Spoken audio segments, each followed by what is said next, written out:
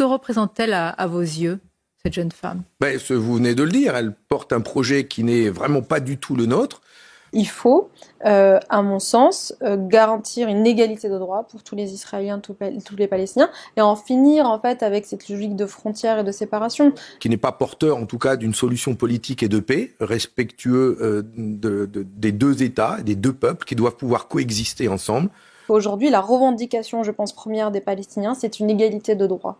C'est un État binational. Hein. Bien sûr, bien sûr. Donc ça veut dire qu'il faut une représentation politique, nationale des deux peuples. On a deux représentations politiques, on peut avoir deux capitales qui sont d'ailleurs déjà celles de Jérusalem-Est et de Jérusalem-Ouest. Et on a en fait une collaboration de politique de ces deux États, que ce soit en culture, en langue, il y a tellement de choses aussi à faire, il faut penser tous ces ponts aussi. Nous ne partageons pas du tout ce projet qu'ils ont. J'essaye à mon échelle d'avoir des perspectives, en tout cas dans la manière dont je m'exprime et dans la manière dont je milite sur le sujet, des perspectives qui soient des perspectives qui nous fassent espérer et qui n'excluent pas l'autre.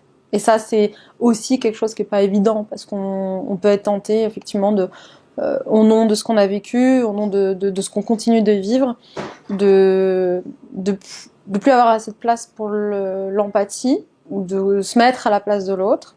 Et j'essaye, même si c'est pas simple parfois. Là, avec tout ce qu'on vit, c'est pas simple parfois, mais j'essaie en tout cas cette perspective pour moi d'un État binational, c'est celle qui permet de répondre aux deux intérêts communs des Israéliens et des Palestiniens, la sécurité et la liberté.